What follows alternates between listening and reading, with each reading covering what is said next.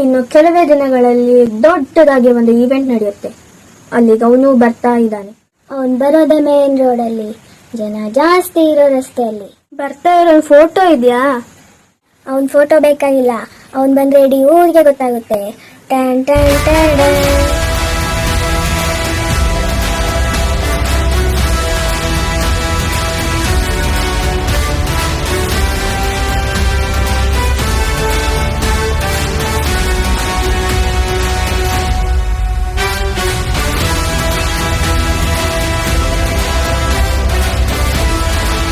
ಈಗ ಹೇಳ ಇವರೆಲ್ಲ ಯಾಕೆ ಕೈ ಮುಗಿತಿದ್ದಾರೆ ಅಂತ.